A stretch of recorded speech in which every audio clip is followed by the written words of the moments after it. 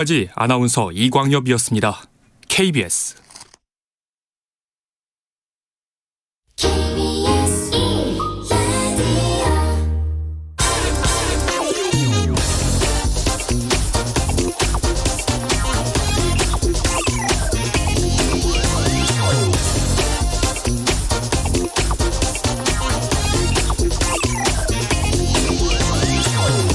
이달 말 임기가 끝나는 이주열 한국은행 총재가 어제 이런 얘기를 했습니다. 금리 인상이 경제 주체들에게는 금융 비용의 부담으로 이어지기 때문에 인기가 없는 정책이지만 이 타이밍을 놓치면 국가 경제 전체적으로 훨씬 더 큰 비용을 치러야 한다. 일본이 1990년대 이후 30년째 지금 장기 침체가 이어지는 원인 가운데 하나가 당시 일본 중앙은행이 금리 인상의 타이밍을 놓쳤기 때문입니다.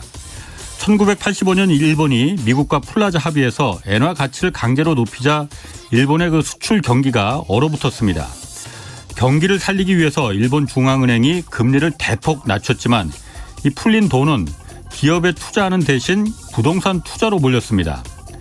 도쿄의 땅을 팔면 미국 전체 땅을 살 수 있다는 말이 나올 정도로 부동산 거품이 커졌지만 일본 중앙은행은 금리를 인상하는데 주저했습니다.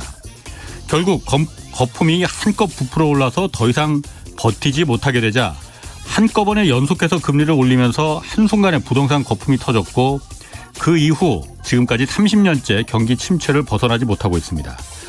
우리 통화 당국이 반면 교사로 삼아야 할 역사의 교훈입니다.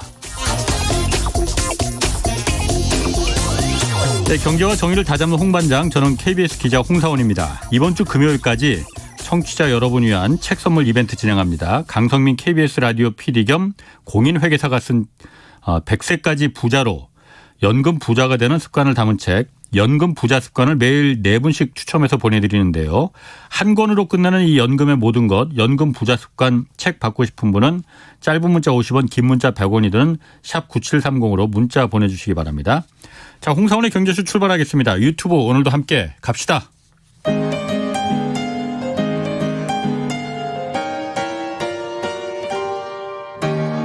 대한민국 최고의 경제 전문가와 함께합니다. 믿을 만한 정보만 쉽고 정확하게 전해드립니다.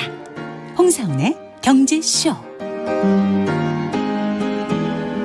네, 오늘도 주식시장 그렇게 좋지 않았습니다. 특히 그 국내 반도체 주가 계속 좋지 않은데 오늘 반도체 시장 동향과 전망 자세히 좀 알아보겠습니다. 이승우 유진투자증권 리서치센터장 나오셨습니다. 안녕하세요. 네, 안녕하세요. 자, 삼성전자가 오늘 7만 원 아래로 내려갔어요. 69,900원.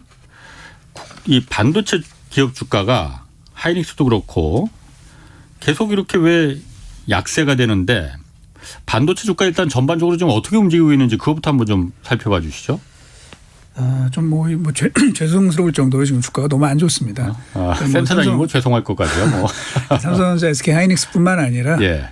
전 세계 주요 반도체 종목들 상위 시가총액 기준으로 상위 22개 종목이 전체가 다 올해 들어서 지금 마이너스를 기록을 하고 있습니다. 다른 나라도? 네. 그러니까 23번째인 이제 글로벌 파운드리만 약간 올랐고 뭐 전체적으로 지금 굉장히 안 좋은 상황이고요.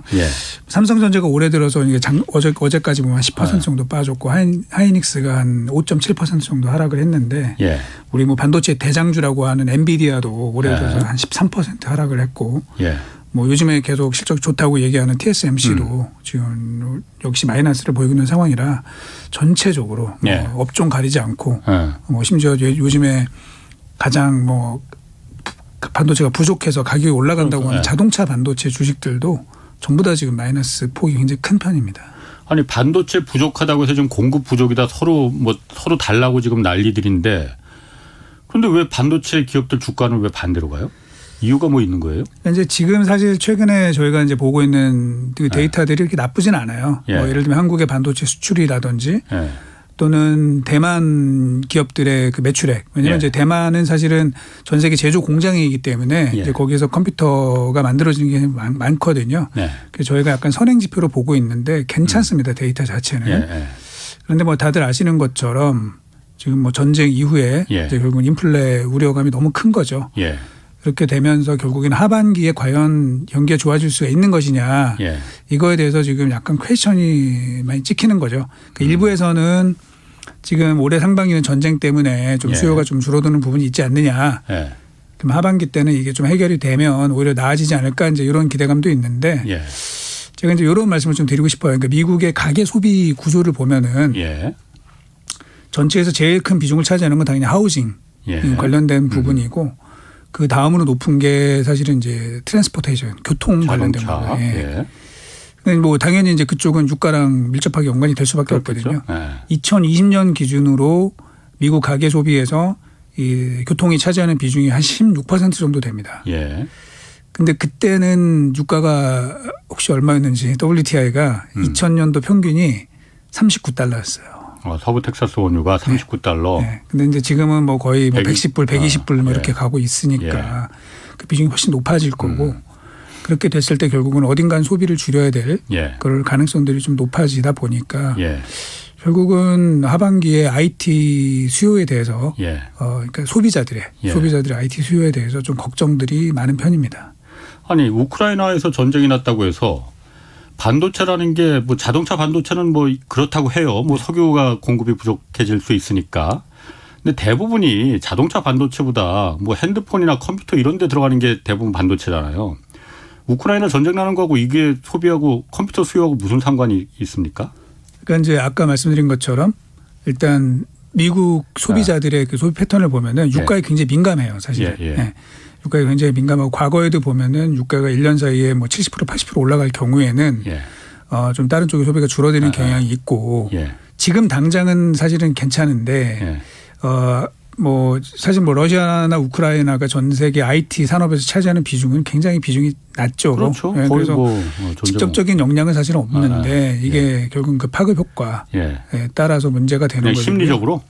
아니, 심리적인 것도 있고 그다음에 지금 말씀드린 것처럼 유가가 올라가게 되면은 이제 가계의 전체적으로 소비 심리가 위축이 되는 이런 부분들이 우려가 되는 거죠.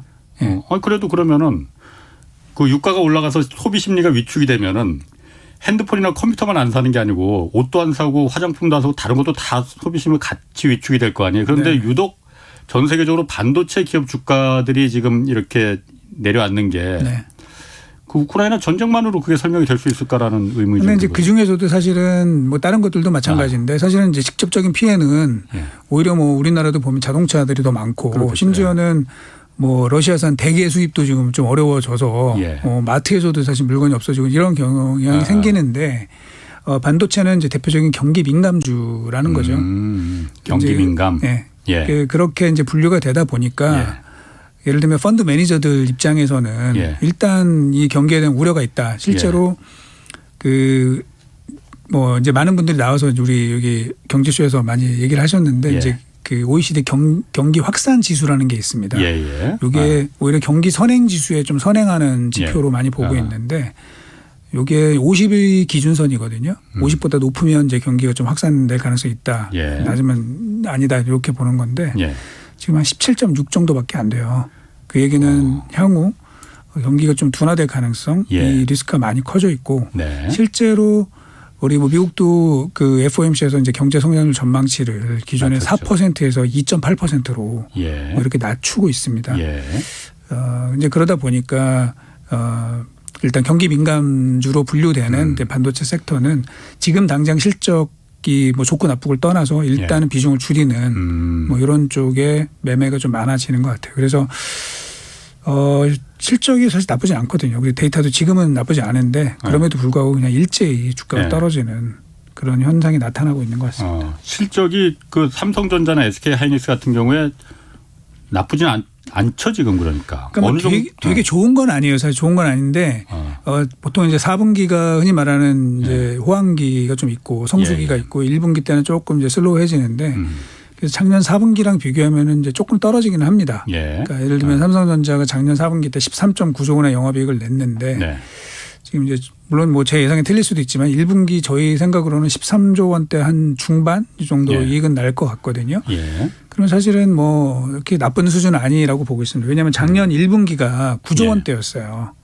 작년 1분기가 9조 원대였기 때문에 뭐 좀 좋은 편이라고 볼 수 있고 SK 하이닉스도 이제 작년 4분기 때는 4조 원 초반의 이익이 났는데 이제 올해 1분기는 뭐 조금 아직 변동성은 있지만 3조 원 내외가 되지 않을까. 예. 그러면 마찬가지로 작년도 1분기는 1.3조 원이었기 때문에 사실 뭐 괜찮은 거죠. 예, 그런 걸 감안하면 좀 괜찮은 거고 또 최근에 뉴스 플로우 뭐 보시면 아시겠지만 뭐 일본에 뭐 그 일부 그 정전 피해도 있었고 예. 그다음에 일본의 키옥시라고 하는 그 업체에서는 거기에 이제 에칭가스라고 하는 그거에 오염 사고가 좀 발생을 하면서 예. 오히려 또 공급이 좀 줄어드는 영향이 좀 있기 때문에 네. 2분기에는 이 삼성이나 SK하이닉스 만드는 제품 가격이 좀 올라갈 수도 있는 거 아니냐 이제 이런 전망들이 있어요. 그래서 나쁘진 않은데 좀 안타까운 거죠. 예. 그러면은 제가 그 의문이 좀 들거든요. 반도체가 경기 민감한 주식이라서 경기가 이제 앞으로 그렇게 좋지 않을 것 같으니까 먼저 반영해서 지금 이 주가가 실적도 좋은데 내려가고 있다고 하면은 언제가 될지 모르겠지만은 다시 경기가 좀 좋아지는 사이클로 돌아갈 때는 그때도 그럼 반도체 기업 주가들은 먼저 이거를 민감하게 반응해서 먼저 올라갑니까 그러면은? 네, 그런 경우가 많고요. 아, 그렇구나. 실제로 이제 그 과거에 저희가 이제 그 분석을 좀 해봤어요. 그러니까 네. 삼성전자 예를 들면 실적과 네. 주가의 그런 상관관계를 그 좀 보면은 네. 뭐 한 3분기 정도를 앞서가는 것 같아요. 주가가. 3분기. 네. 이거 굉장히 어렵죠. 사실은 저희가 당장 지금 분기도 못 맞추는데 세 분기 뒤에 세 분기 뒤에 어떻게 될지 뭐 어떻게 아느냐 뭐 이제 이러는 건데 그러니까 되게 어렵고요. 네. 과거에는 사실 이 정도까지는 아니었거든요. 근데 삼성전자 그러니까 3분기 정도를 앞서서 주가를 이렇게 주가가 움직이게 되는 거죠. 네. 삼성전자가 돗자리 깔아야 되겠네. 어렵죠. 그러니까 뭐 다른 그 산업을 연구하시는 우리 뭐 애널리스트들도 상당히 어렵겠지만 참 어렵습니다. 이 전 세계 경제를 같이 봐야 되고 그다음에 이 가격 동향과 또 일치하는 것도 아니고 뭐 이러다 보니까 좀 많이 그 어려운 그런 점이 많습니다. 자, 그런데 삼성전자하고 SK하이닉스 대표적인 어쨌든 반도체 기업이잖아요. 근데 보면은 주가 흐름급 이렇게 보면은 SK하이닉스보다 삼성전자가 훨씬 더 그러니까 계속 이 늪에서 빠져나오질 못하고 있는 것 같아요. 늪이라는 표현이 맞는지 모르겠지만은 그 어쨌든 같은 반도체 기업인데 왜 상대적으로 삼성전자가 더 좀 부진한 건지. 그러니까 이제 그 SK하이닉스는 좀 회사가 심플하죠. 메모리 반도체 업황만 좀 보면 되니까 그게 좋아지면 사실 이제 회사는 명확하게 좀 좋아지는 측면이 있는데 삼성은 뭐 알고 계신 것처럼 여러 사업부가 있어요. 그래서 매출액으로 보시면 작년도에 반도체 매출액 비중이 삼성전자 전체 매출액에서 한 3분의 1 정도 됩니다. 한 33% 정도 되고 나머지가 뭐 우리 통신 핸드폰 이쪽이 한 39% 정도 되고 뭐 디스플레이나 가전도 있고요. 이익에서 차지하는 비중을 보면은 작년에 반도체가 크죠. 반도체가 삼성전자 전체 이익의 한 56% 정도 차지하고 있어서 여전히 중요하긴 하지만 예를 들면 반도체 경기가 좋아진다라고 하면은 그냥 투자자들은 사실은 반도체만 하고 있는 회사를 사는 게 더 속편할 수 있죠. 뭐 SK하이닉스 사든 미국의 마이크론을 사든 이런 식으로 좀 가는 경향이 있고 삼성전자 주가는 사실은 좀 다른 사업부들까지 다 같이 좋아져야 하니까 이게 좀 되는 부분이 있어요. 물론 그러면 옛날에 삼성전자는 그 왜 주가가 좋았냐 뭐 이러는 건데 그렇게도 보실 수 있잖아요. 그러면 옛날에 보면 삼성전자는 아무도 안 사는 거 아니야. 그런데 예전에는 사실은 그게 시너지 효과가 상당히 많이 났었어요. 그래서 삼성전자가 다른 업체들보다 안정성도 뛰어나고 또 반도체 좋아할 때 또 같이 좋아지고 이런 부분이 있었는데 최근 들어서는 사실은 이제 삼성전자가 반도체 이외의 다른 분야에서는 좀 뭐라 그럴까 이 투자자들을 확 그 끌어당길 만한 그러한 모습을 보여주지 못한 부분이 다른 부분이라는 게 어쨌든 그 통신 그러니까 그 스마트폰하고 그다음에 파운드리 요걸 거 아니에요. 그러니까 스마트폰, 디스플레이, 뭐 가전 이런 분야인데 뭐 이렇게 좀 말씀을 드리면 어떨까 싶은데 2012년도에 삼성전자의 매출액이 201조 정도 됐어요. 그리고 2020년도에 물론 이게 작년이라 재작년인데 2020년도에 236조였습니다. 매출액이 좀 늘었죠. 근데 거기서 이제 반도체를 떼어내고 나머지 분야의 매출액을 보면 2012년도에 166조였었는데 2020년도에 163조입니다. 오히려 줄었습니다. 그것도 하만이라는 그 삼성전자 이제 전장 사업부가 인수하면서 인수돼서 한 10조 정도가 늘었음에도 불구하고 늘지 못했다는 거죠. 즉 의미 있는 어떤 성장을 보여주지 못한 부분이 있습니다. 예. 그러니까 사실은 삼성전자는 여전히 반도체가 사실 주가 드라이버는 맞아요. 예. 맞는데 이제 다른 부분들이 같이 좀 잘하면은 약간 네. 상승 효과가 있는데 사실 다른 부분들이 뭐 그 정도의 평가를 받지 못하고 있는 게 예. 뭐 그런 요인이 아닐까 좀 봐야 될 것 같습니다. 그럼 삼성전자가 어쨌든 시가총액에서 뭐 가장 1등이고 우리 그 코스피에서 가장 대표적인 이제 주식이다 보니까 삼성전자가 올라가는 게 상징성이 있는 거잖아요. 그럼요. 예. 삼성전자가 지금 주가가 좀 호전이 되려면은 뭐가 필요합니까? 아까 말씀하신 대로 반도체 이외에 다른 사업들이 그 중요한 거예요. 그게 중요한 팩터가 되는 겁니까? 이제 첫 번째는 네. 일단 매크로를 저희가 볼 수밖에 네. 없죠. 그래서 빨리 전쟁이 좀 어떻게 마무리가 좀 돼야 될 것 같고 예. 그래서 유가도 네. 이미 오른 건 어쩔 수 없지만 조금 예. 하향 안정되는 이런 모습이 좀 나야 될 것 같고요. 예. 두 번째는 이제 옹 기자님 지금 말씀하신 것처럼 사실 파운드리예요. 예. 이게 사실은 메모리는 삼성이 워낙 잘하지만 예. 파운드리는 사실 제가 볼 때는 올라갈 부분이 상당히 많이 있거든요. 예. 그래서 이제 그쪽에서 좀 의미 있는 성과를 내야 되는데 예. 이게 이제 그렇지 못한 거죠. 지금 네. 작년에 저희가 좀 되돌아보면 한 1년 전, 한 1년 반 전으로 돌아가면은 예. 2020년 11월부터 네. 한 두 달 동안 삼성전자 주가가 5만 원에서 9만 원까지 그냥 수직 상승을 했습니다. 네, 그 두 달 만에. 예. 그때 사실 올라갔던 가장 큰 원인은 이제 파운드리에 대한 삼성의 적극적인 투자 계획 발표나 예. 시장의 이제 그거에 대한 기대감 이걸로 이제 올라갔었거든요. 근데 실제로 작년에 2021년 시작하자마자 이제 몇 가지 좀 사건들이 있었죠. 그 뭐 텍사스 지역의 한파로 인해서 예. 공장 삼성전자 스톱되고. 네, 좀 피해도 있고 이제 이러면서 한번 삐끄덕 하면서 이제 그때부터 주가가 밀렸고 그리고 그게 이제 작년 걔도 좀 계속 이어졌습니다. 예. 그러다가 지금 삼성전자가 파운드리에서 신기술들을 계속 발표를 하는데 뭐 5나노, 4나노, 3나노 쭉 발표를 하고 있는데 예. 지금 이제 작년 하반기에 새로 시작한 이제 4나노 쪽에 예. 수율이 생각보다 좀 안 좋은 것 같아요. 수율? 네. 수율이 좀 생각보다 안 좋아지면서 예.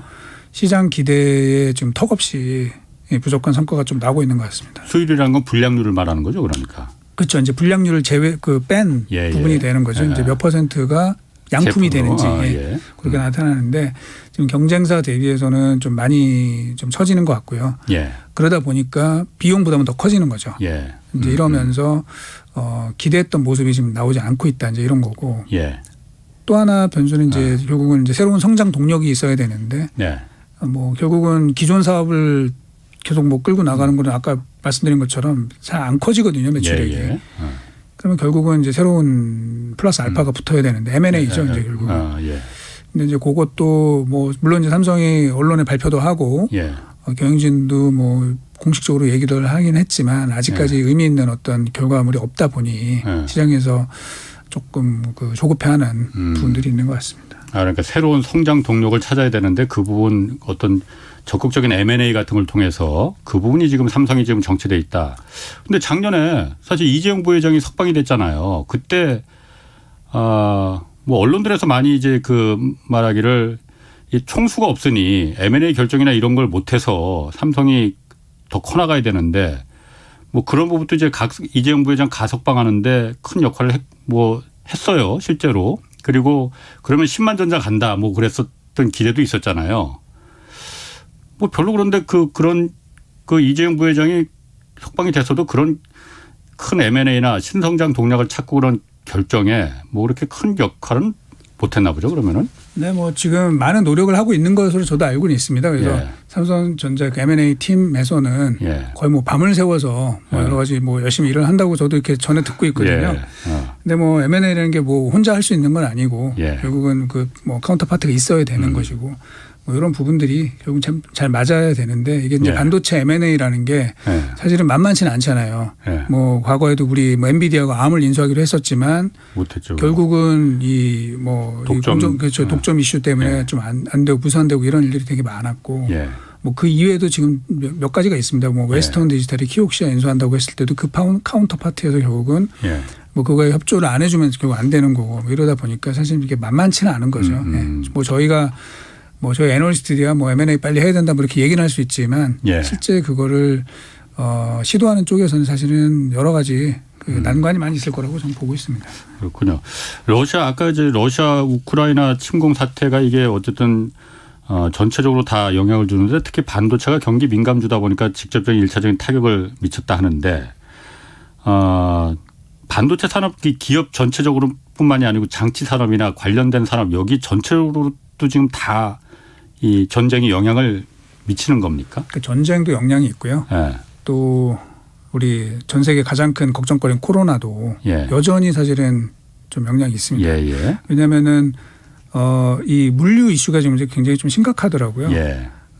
이 뭐 제품을 선적을 해도 이게 항구에서 지금 그 배가 출발을 못하는 경우도 상당히 있고 예. 배가 내려서 그 안에서 로지스틱스 문제가 현재 계속 좀 지연이 되고 있고요. 예. 또 엔지니어도 왜냐하면 이제 기계만 갖다 놓는다고 되는 게 아니라 엔지니어들이 그 반도체 팹에 공장에 직접 들어가서 시운전을 하고 예. 일부 그 웨이퍼를 이제 흘려 보내면서 실제 어느 정도 그 제품이 잘 나오는지 그 테스트를 좀 해서 이제 그걸 저희가 셋업을 한다고 하는데 이거 자체가 지금 계속 좀 지연이 되고 있어요. 그러다 예. 보니까 반도체 투자 발표는 굉장히 많습니다. 지금 예. 뭐 적극적으로 앞으로 얼마를 투자하겠다 이런 계획들이 많은데 이 반도체 장비 업체들의 그 실제 매출을 찍히는 거는 오히려 지금 올해 상반기가 예. 조금 슬로우할 수 있는 것 같아요. 이거는 뭐 국내 업체들은 나름대로 좀 준비를 잘해가지고 된 것 같은데 뭐 유럽에 예. 우리 반도체 장비 업체 중에서 제일 유명하다고 하는 ASML 같은 경우는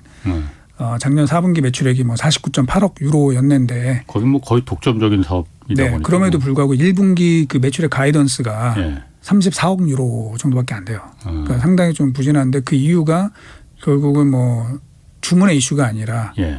지금 이런 현실적인 문제들, 로지스틱스의 문제, 그다음에 엔지니어 파견의 문제 뭐 이런 예. 것들이 좀 작용을 하고 있는 것 같습니다. 그렇군요.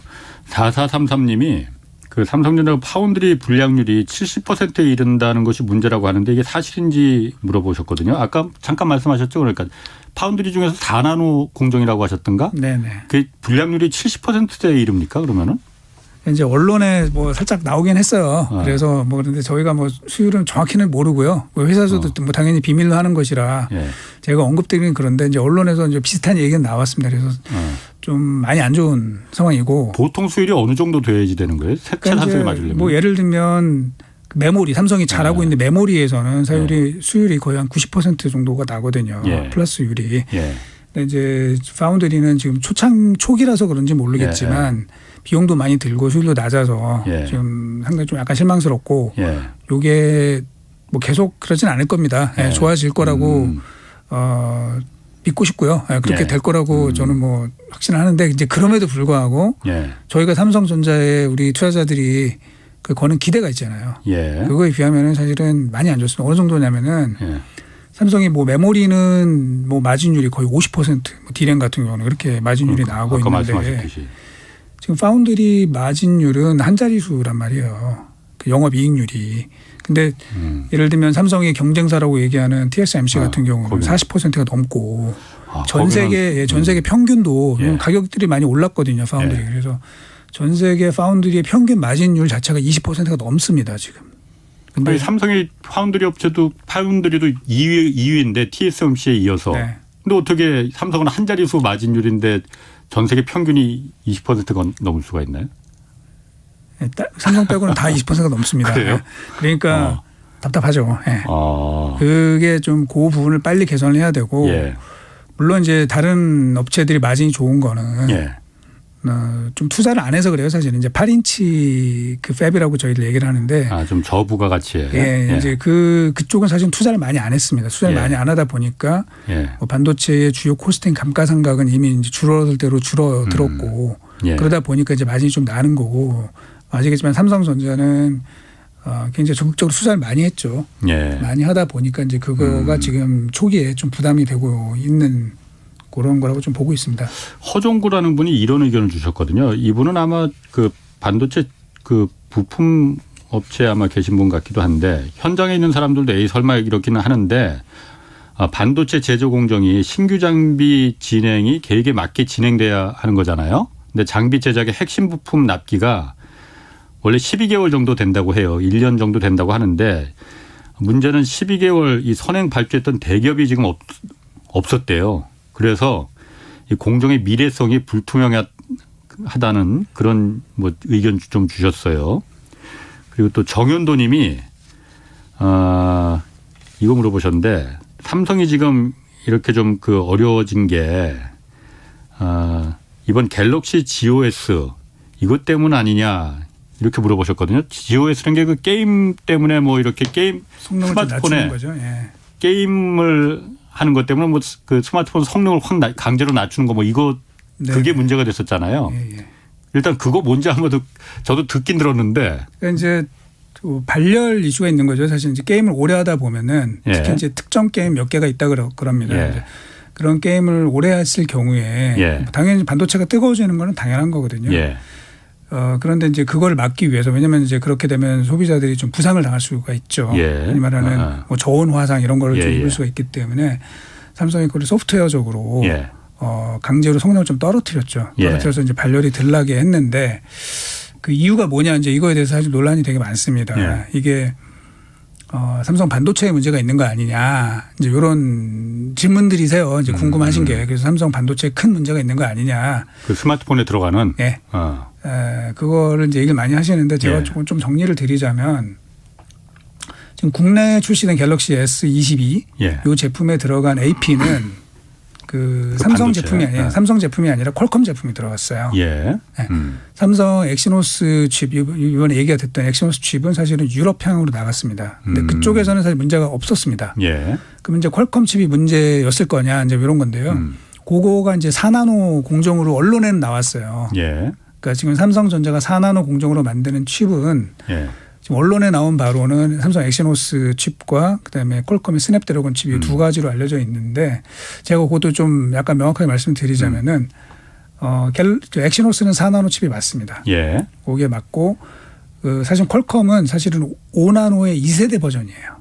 5나노 2세대 버전인데 이제 퀄컴에서 마케팅 차원에서 요거를 뭐 월드 퍼스트 4나노 칩이다 뭐 이렇게 이제 마케팅을 좀 한 거죠. 그래서 사실은 국내에 문제가 된 거는 삼성 엑시노스 칩이 아니고 이제 퀄컴 칩이 약간 문제가 있었던 것이고요. 똑같은 그러니까 갤럭시 S22인데 하나는 엑시노스라는 칩이 들어간 거고 하나는 퀄컴 칩이 들어간 거다. 엑시노스 칩은 유럽으로만 나가요. 유럽으로 나가는. 그거는 문제가 없었습니까? 그러면? 그거는 이제 특별히 문제는 없었습니다. 그런데 이제 국내 게임 유저들이 좀 아무래도 인텐시브한 그 게임 유저들이 많은가 봐요. 그래서 국내 제품들에 이제 문제가 있었고 요거는 이제 5나노 공정으로 만들었습니다. 그래서 요거는 사실은 수율에 문제는 없었어요.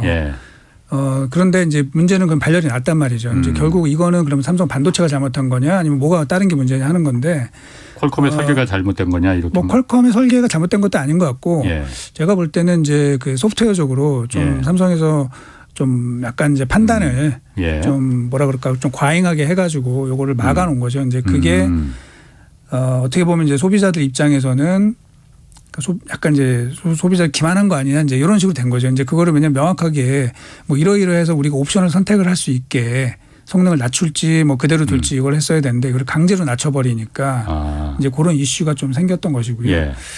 그 엑시노스 칩과 관련해 가지고는 이제 4나노 수율이 생각보다 이제 충분하지 않다 보니 이게 물량이 충분히 공급이 됐으면 예를 들면 1분기 때 유럽으로 나가는 삼성 갤럭시 S22 제품이 더 많았을 텐데. 거기서 문제가 안 생겼고. 거기에 그게 좀 발목을 잡은 거 아니냐. 이제 이런 식으로 좀 해석이 될 수는 있는 것이죠. 그래서 이 GOS 이슈가 삼성 반도체에 문제가 있는 것이냐.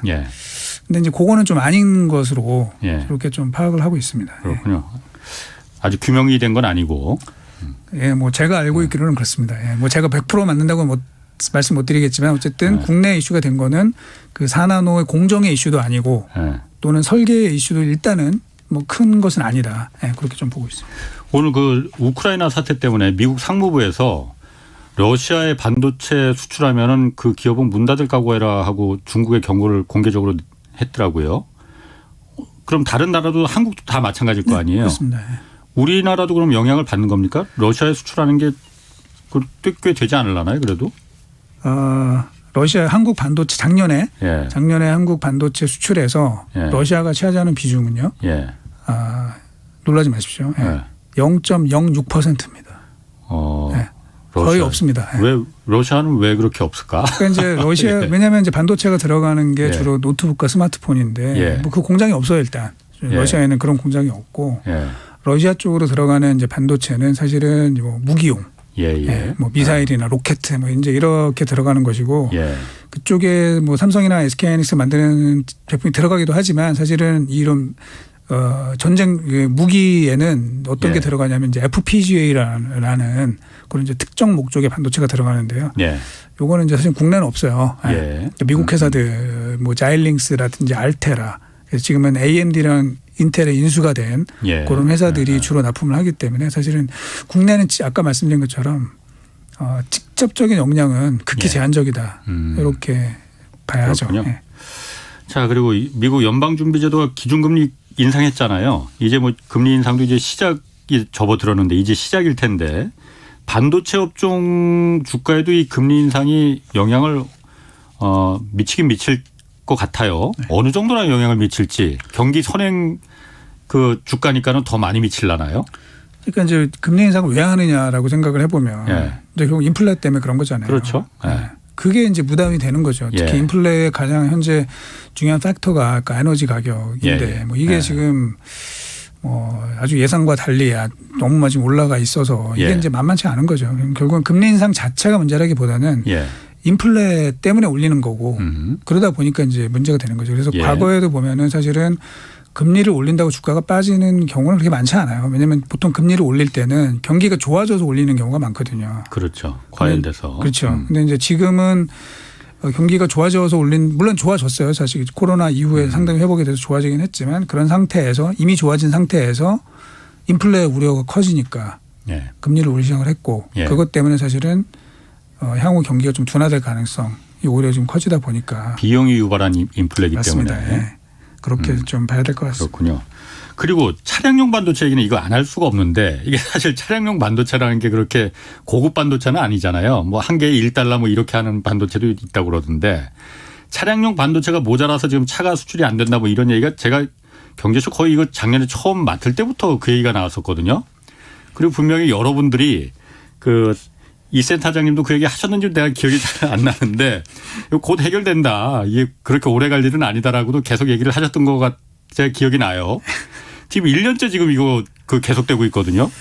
왜 이렇게 오래 가는 겁니까 이게? 글쎄요. 뭐 죄송하고요.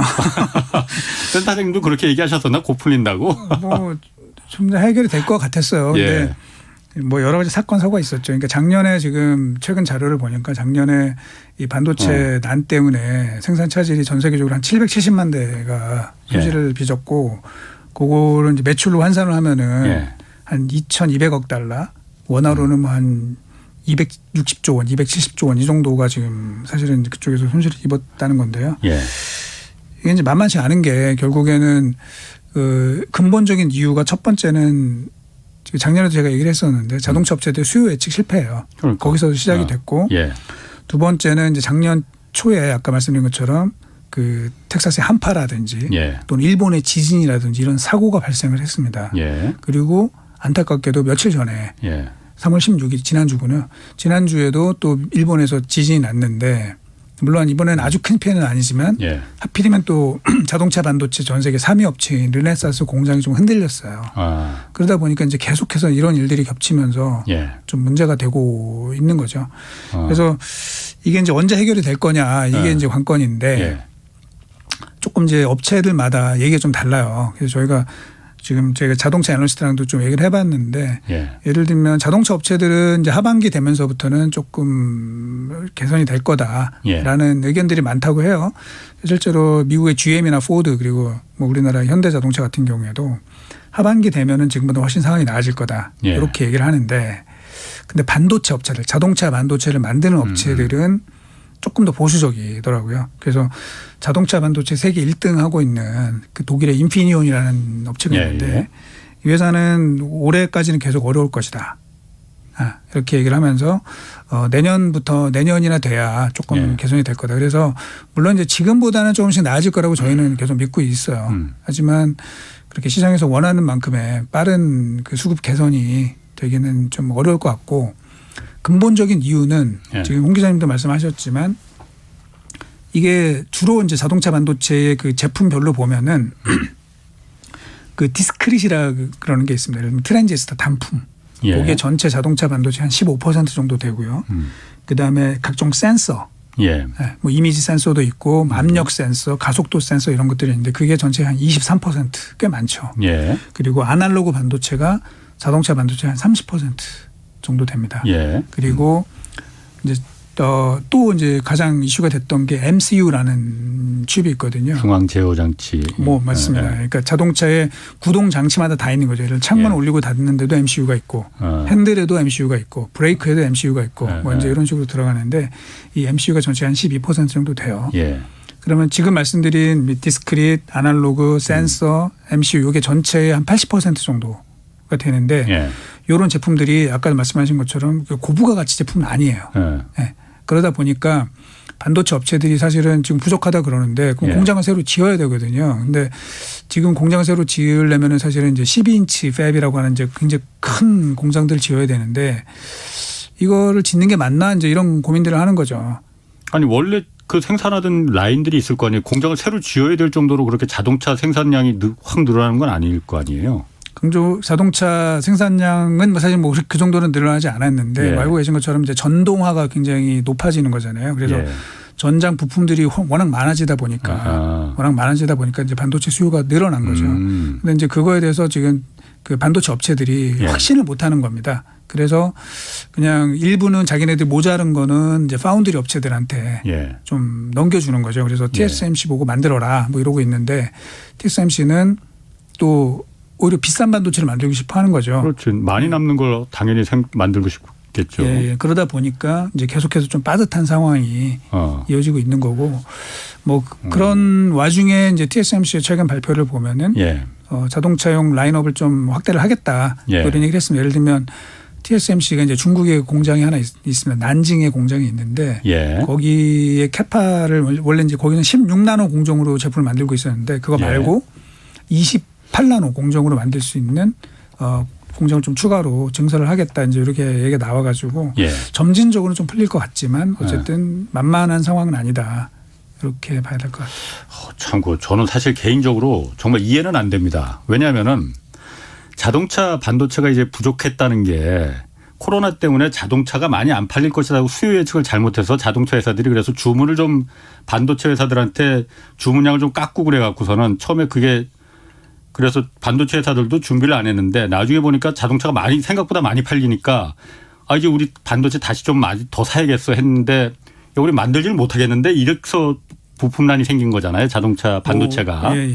그게 한두 달도 아니고 지금 벌써 1년이 넘게 그 수요 예측을 잘못한 것 때문에 그게 무슨 스마트폰 반도체처럼 아주 고난이도의 기술력이 필요한 것도 아니고 그 1달러짜리 반도체가 1년이 넘게 그 수요 예측을 못한 그것 때문에 아직까지도 이렇게 정체가 된다는 게 사실적으로는 개인적으로는 잘 납득이 잘 안 갑니다. 왜냐하면 그것 때문에 지금 신차 출고도 지금 몇 달 뭐 1년 이렇게 기다려야 되는 거잖아요. 그게 난 사실 그렇게 허술한가 이런 생각이 드는데. 뭐 허술하다 뭐 이렇게 뭐 볼 수도 있겠지만 기본적으로 사실 이제 예전에 비해서 우리 젊은 사람들 젊은 분들이 자동차 살 때는 저희 때랑은 또 많이 다릅니다. 풀옵션으로 사는 게 기본이에요. 워낙 반도체가 많이 들어가는 자동차를 다 사는구만요. 그래서 뭐 이제 뭐 자동차 회사의 그 뭐 담당 임원도 이제 저한테 뭐 그런 얘기를 했는데 이게 뭐 옵션이 장난이 아니다 요새 뭐 이런 얘기를 많이 했거든요. 그래서 예전에 사실 이제 저희는 뭐 기본형이 좀 큰 차를 사는 게 저희 세대는 오히려 낫다는 거죠. 근데 요즘 우리 젊은 세대들은 작은 차라도 풀옵션 갖춰 있는 걸 사는 게 그걸 훨씬 더 선호한다고 합니다. 그러다 보니까 이제 자동차 반도체가 계속해서 좀 빠듯한 상황이 되는 것 같아요. 뭐 포에버님이 아까 삼성전자 관련해서 이런 의견도 주셨어요. 그냥 의견 중에 하나로만 그냥 이해하시면 될 것 같아요. 삼성전자에서 빠져나가면 안 되는 이유가 첫 번째는 대만 지진 또 일본 지진도 상시적으로 가능성이 있다. 그리고 두 번째는 중국 대만 갈등 때문에 중국이 대만 해안선을 봉쇄할 수도 있다. 이런 이유 때문에 삼성전자에서 그 주식 팔면 안 된다. 뭐 이런 의견도 좀 주셨습니다. 그냥 이거는 의견 중에 하나로 그냥 저희가 처리할게요. 삼성전자가 그리고 아까 4나노 공정에서 수율이 굉장히 낮다고 했는데 어느 정도 낮은지 모르겠지만 지금 3나노 공정을 지금 시작한다고 해요. 예. 3나노 공정은 지금 처음 아닌가요? 그러면 전 세계에서? 예, 처음입니다.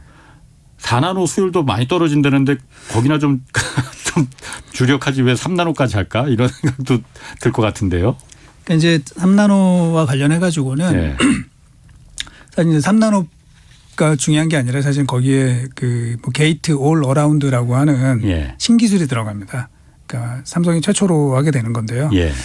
이제 그렇게 되면은 이제 반도체의 전력 소모라든지 예. 뭐 퍼포먼스가 훨씬 더 좋아지는 이제 그런 기대감들이 있어요. 예. 그래서 이제 많은 기대를 하고 있죠. 예. 그래서 작년부터도 국내 언론에서도 삼성이 이제 올해 2022년도 상반기가 됐든 뭐 하반기가 됐든 3나노 공정을 시작을 하게 되면 3나노 GAA라고 얘기를 하는데요. 예. 공정을 시작을 하게 되면 기술적으로 이제 TSMC를 앞선다. 그래서 굉장히 의미 있는 일이다. 예. 뭐 이렇게 좀 많이 나왔어요. 맞는 얘기예요. 맞는 얘기긴 한데 예. 자, 이게 파운드리라고 하는 거는 제가 전에도 이제 말씀드린 적이 있지만 이제 반도체 고객이 있어야 돼요. 고객이. 네, 고객이 주문 이거를 그 공정으로 만들어 달라 해야지 예, 이제 예. 만들어 주는 거잖아요. 예. 근데 지금 이제 3나노 칩을 만들어 달라고 한 회사가 있을까요? 네. 아직 없거든요. 네. 근데 이제 삼성이 어떻게 만드느냐 하는 건데 예. 뭐 한 군데가 있긴 있어요. 요게 근데 저희가 알고 있는 유명한 반도체 회사는 아니에요. 예. 그러니까 하여튼 뭐 중국의 뭐 작은 업체가 예. 뭐 그걸 하나 위탁을 했고요. 예. 요게 지금 아까 이제 3나노 GAA라고 제가 말씀드렸는데 완전한 GAA는 아니다라는 걸로 저는 알고 있습니다. 그러니까 이제 3나노도 버전이 있을 겁니다. 3나노 1세대, 예. 3나노 2세대 이렇게 이제 버전이 있는데 예. 아직은 이제 그거는 좀 아니고 아직 3나노의 그 GAA 공정으로 풀 GAA 공정으로 칩을 만들어 달라고 하는 업체도 사실 없고 이러다 보니까 일단 시작은 하지만 예. 요거는 사실은 제가 볼 때는 큰 의미를 두기는 지금으로서는 좀 어렵고요. 그렇군요. 결국은 이제 내년도 가서 3나노 고객이 생겨야 예. 그때 가서 이제 저희가 한번 제대로 평가를 할 수 있을 것 같습니다. 그러니까 내년도가 돼야 될 것 같아요. 예. 그렇구나. 이게 뭐 5나노, 4나노, 3나노 이렇게 점점 내려가는데 나노라는 게 어쨌든 그만큼 얇게 네. 반도체 설계를 갖다 회로 선포를 아주 얇게 그린다는 거잖아요. 네네. 그래서 5나노보다 3나노가 훨씬 더 얇게 그린다는 거잖아요. 네네. 이렇게 얇게 그리면은 반도체가 뭐가 좋아지는 거예요? 일단 이제 그 굉장히 적은 그러니까 반도체라고 하는 거는 이제 거기에 전자를 컨트롤하는 거잖아요. 예. 그 전자를 훨씬 더 적게 흘려 보내도 되는 거고 그러다 보면 이제 당연히 발열이 덜 나게 되는 거고요. 전기를 덜 잡아먹으니까. 네. 전력 소모도 훨씬 더 예. 좀 줄어들게 되고 예. 뭐 또 작게 만들다 보니까 예. 전자가 이동하는 뭐 워낙 이제 빛의 속도로 움직이니까 큰 예. 차이는 없겠지만 그 안에서 이동하는 거리도 짧아지면 예. 뭐 당연히 성능도 더 좋아지고 뭐 이런 것들이 가능해지는 거죠. 발열 문제나 이런 게 그 회로 선폭이 작아지면은 더 줄어들고 성능도 그러니까 더 좋아지고 네. 그렇기 때문에 자꾸 5나노, 4나노, 3나노 이렇게 네. 줄이는 거군요. 그렇죠. 왜냐하면 이제 반도체가 어디 예를 들면 스마트폰에 장착이 돼야 되는데 네. 그 일정한 공간 안에 더 많은 트랜지스터를 넣기 위해서는 예. 더 작게 만들 수밖에 없잖아요. 예, 예. 그래서 이제 그거는 성능을 높인다고 저희가 얘기를 하고 또 그 점점 이게 커지는데 예. 또 성능을 높이고 또 하나는 이제 말씀드린 것처럼 더 그 짧은 거리 그리고 예. 더 얇게 더 적은 전자를 컨트롤하게 되면서 예. 이제 전력 소비도 좀 줄어드는 그런 효과가 있겠죠. 그 파운드리에서 아까 삼성전자가 그 이익률이 뭐 한 자릿수라고 했고 네. 뭐 TSMC 같은 경우에는 40%라고 했잖아요. TSMC하고 그러면은 그 삼성하고 기술적인 격차 이 부분이 아직 존재는 하는 거죠. 그게 실적으로 나타나는 거죠. 결국은 뭐 수율 면에서 나타나는 거고. 예. 예. 아직은 존재한다고 봐야죠. 예. 어느 정도나 그럼 그 갭이 그러니까 뭐 흔히 우리가 말하잖아요. 뭐 몇 년 뒤쳐졌다, 뭐 몇 달 뒤쳐졌다 이렇게 말하잖아요. 그렇게 말할 수도 있는 건가요? TSMC하고 어느 정도 격차가 있는 건가요? 그거는 사실은 저희가 되짚어 보면 14나노 핀팻 기술이 적용이 될 때 예. 삼성이 제일 먼저 했어요. 사실은 TSMC보다 먼저 했습니다. 예. 그때 잠깐 앞섰지만 다시 TSMC가 추월을 한 상태고 예. 지금은 좀 앞서 있지만 만약에 이제 3나노를 삼성전자가 GAA라는 그 기술을 써서 하게 되면 또 앞서갈 수 있는 거거든요. 예. 그래서 사실 기술적으로는 뭐 삼성이나 TSMC가 좀 앞서건 뒤서거니 하고 있는데 예. 이제 문제는 뭐 그 기술을 적용한 게 중요한 게 아니라 결과를 내는 게 중요한 거잖아요. 예. 결과를 내는데 TSMC는 마진 40%의 결과를 내는 거고 삼성은 한 자릿수의 마진을 내는 거고 예. 거기에 차이가 있는 거죠. 그 수율하고도 결정이 그렇습니다. 달려 있겠네요. 그렇습니다. 예. 수율이 결국은 이 반도체 업체들의 실력 그리고 예. 이익률을 나타내는 척도라고 보시면 됩니다. 그리고 또 그 TSMC도 그렇지만은 미국 인텔이 앞으로 10년간 유럽에 800억 유로 그러니까 우리 돈으로 한 110조 원 투입한다고 했어요. 유럽에 공장을 세워서. 네. 일단 인텔은 미국 기업이잖아요. 예. 왜 유럽에다가 공장을 세웁니까? 반도체 공장을? 뭐 이제 각국이 예. 반도체를 전부 다 이제 전략 산업으로 지금 생각들을 많이 하고 있잖아요. 예. 그러니까 그 유럽의 산업 경쟁력이 뒤처진 가장 큰 게 예. 유럽에 사실 이렇게 유명한 반도체 회사도 그렇게 많지도 않고 물론 인피니온이라는 회사가 있기는 하지만 독일에. 많지도 않고 이게 계속 딴 데 종속하게 되면 굉장히 우리가 위험해진다라는 생각들을 하고 있는 거고 아까 좀 전에 그 저기 시청자분도 얘기하셨지만 그 중국이 대만을 만약에 저렇게 손에 쥐고 뒤흔들 경우에 어떤 일이 벌어지냐 이런 우려감들이 많다 보니까 요건 이제 지금은 반도체 각 국가들이 반도체 공장을 그 자기네 자국 내에 설치하기를 계속 원하는 거죠. 그러니까 과거에는 뭐 세계 평화 시대였을 때는 뭐 중국과 뭐 미국이 사이좋게 지냈을 때는 가장 효율적인 생산지에 공장을 세워놓고 거기서 조달해서 쓰면 되는데 이거 점점 이제 지금 만만치 않은 상황이 되다 보니까 결국은 다 자국 내 생산 시설을 유치를 하기를 원하는 거고요. 근데 유럽에는 큰 반도체 회사가 없으니까 다들 주저주저하고 있는데 이제 인텔이 인텔 뭐 2.0 이렇게 자기네 내세우면서 파운드리 쪽을 자기가 강화를 하겠다. 그러면서 이제 적극적인 투자 계획을 발표를 했고요. 그러면 사실 이제 삼성전자 입장에서는 저희가 파운드리를 잘해야 되는데 TSMC를 쫓아가는 것도 사실 뭐 만만치 않은데 지금 또 인텔이라고 하는 물론 이제 인텔도 옛날의 인텔은 아닙니다만 인텔이라고 하는 또 이 거대한 회사가 썩어도 준치인데 뭐 이렇게 나오겠다고 하니까 사실 걱정이 많고요. 어제 오늘 새벽이죠. 오늘 새벽에 엔비디아가 이제 그 GTC라고 GPU 테크놀로지 컨퍼런스라는 행사를 했습니다. 거기에 그 엔비디아의 우리 젠슨 황 회장이 이게 좀 섬뜩한 얘기를 했어요. 뭐라고 얘기를 했냐면 앞으로 그 파운드리 분야에서 인텔에 대해서 적극적인 고려를 한번 해보겠다. 물론 일종의 립 서비스일 수도 있지만 그러니까 지금은 엔비디아가 TSMC하고 삼성을 파운드리로 쓰고 있거든요. 네, 앞으로 인텔에 대해서도 적극적으로 고려를 한번 해보겠다. 뭐 이런 얘기를 했습니다. 그러면 이제 우리 입장에서는 삼성전자 입장에서는 이거 하나가 좀 더 생기는 경쟁자. 물론 뭐 인텔이 잘할지 안 할지는 지켜봐야 됩니다만 그런 부담들이 좀 늘어난 측면이 있죠.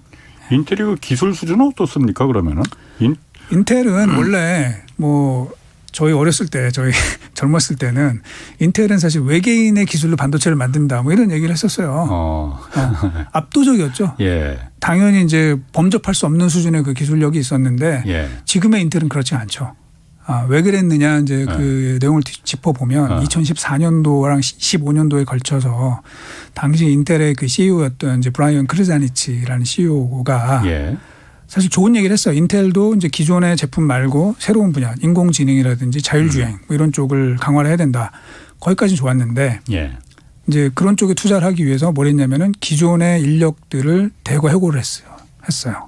12,000명 정도를 그때 해고를 했는데 그 사람들이 어디 갔겠습니까? 그 사람들이 엔비디아 가고 AMD 가고 TSMC 간 거거든요. 이제 그러다 보니까 지금 인텔은 원래 자기네들이 가지고 있는 강점이 많이 좀 약화돼서 계속해서 좀 힘들어하고 있는 그런 상황이라고 보시면 되죠. 그러니까 인텔이 그러니까 원래 뭐 인텔 인사이드 해갖고 인텔 칩 만들고 그런 거였잖아요. 그런데 그런 칩 설계도 설계고 제조를 했었는데 제조는 이제 그때 다 손을 떼버린 거군요. 그러니까 뗀 거는 아닌데 어쨌든 좀 원래 이제 보통 회사에서 퇴직할 사람들 손들어라 이제 이러면은 딴 데 갈 데 있는 사람들 나가거든요. 그래서 그때 사실 우수한 엔지니어들이 많이 나갔습니다. 그러면 인텔이 삼성전자나 뭐 그 이쪽에 위협이 될 뭐 가능성이라는 건 아직까지는 뭐 미지수죠. 미지수고 뭐 좀 옛날의 인텔은 아닙니다, 확실히. 그래서 이제 좀 그래야 되지만 이제 워낙에 미국 정부에서 사실은 뭐 칩 액트라 그래가지고 이제 반도체 법안을 통과시켜서 그쪽을 다시 강화하겠다고 하니 좀 저희로서는 뭐 긴장을 안 할 수 없는 그런 분야라고 봐야죠. 예, 고맙습니다. 지금까지 이승우 유진투자증권 리서치 센터장이었습니다. 자, 내일 경제쇼에서는 최근 전개되는 그 사이버 테러 공격 그 현황과 시사점 좀 살펴보겠습니다. 지금까지 홍사훈의 경제쇼였습니다.